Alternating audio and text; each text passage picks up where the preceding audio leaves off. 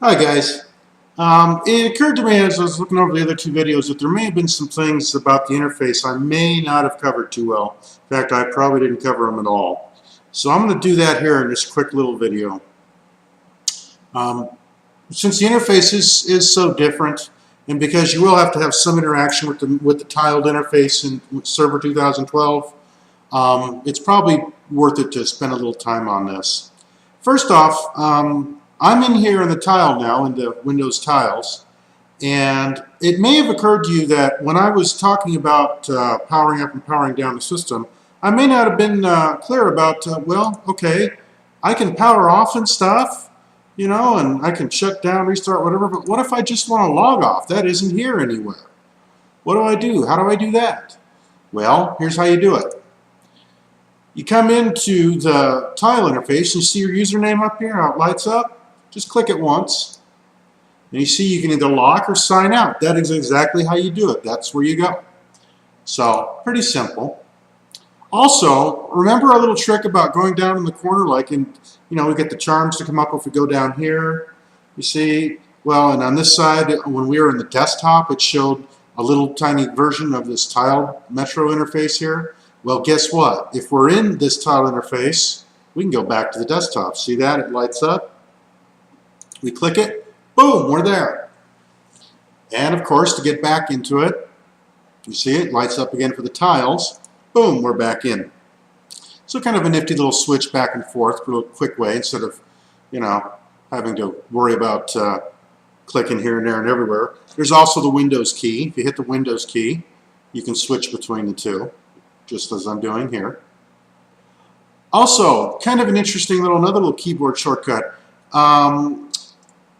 If you happen to right-click any of these tiles, so you get a little checkbox there, you can actually kind of control it. It's kind of like if you think of the old icon properties in, say, Windows 98 or even XP and that, where you can control what it does.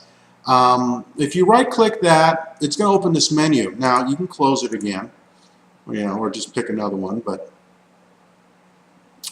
what you can do is, I'm going to close that. You can open and close that menu, you see, with the scroll button on the keyboard, which is usually on the right side of the keyboard next to the right Windows button on Windows keyboards. But what that'll do is it'll let you change the properties of these icons. Say I want to run as a different user, okay, or something of that nature. I'm going to go ahead and say, I'm going to clear this selection. And you notice when I pick more than one, my options dwindle. So, but if I just have one, I can get more options. Say I want to run PowerShell as a different user than the current user that I'm as admin. Well, if I do that, and I come down here with my little scroll menu up here, go run as different user, click it, look at that. I get a login, and it's telling me PowerShell exe, what I want to do. That's fine. I'm going to go ahead and cancel out of that. Hit my Windows key again. Now I'm back. And what will happen is if I hit that menu key again, it's always going to try to default to the server manager for the first selection. But again, if you right click on another and just clear that, you can pick whatever you want to do. If you're not running as administrator and you want to, you can choose that option here, different user. You can even open a file location. This is kind of neat. Say Windows PowerShell. Well, where is that? One of the most annoying things about Windows utilities and Windows tools is trying to find them if you lose the icon or you somehow just need to find them in the file system. Click here, open file location, boom, there it is. And we can even get the path up here. You see, Program Data, Microsoft Windows, Start Menu, Program, System Tools, there it is. And there's the PowerShell. So, kind of nifty little shortcuts that I just wanted to share with you. So those are the two most glaring things that I remember leaving out. So remember, Start button will switch between desktop and tile, just like this. And if we're in the tile interface, we can pick something and change its properties and its behavior of any of the tiles by just right-clicking it, which will automatically bring up this little menu here. We'll just hit that.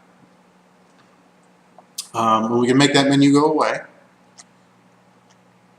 And it's always going to default to Server Manager. But again, we can always change that. So anyway, that's pretty much it for the little keyboard hints and tricks, and I hope that was helpful, and I'm sorry I left it out of the first two videos. Hey, have a great one. We'll be talking to you soon.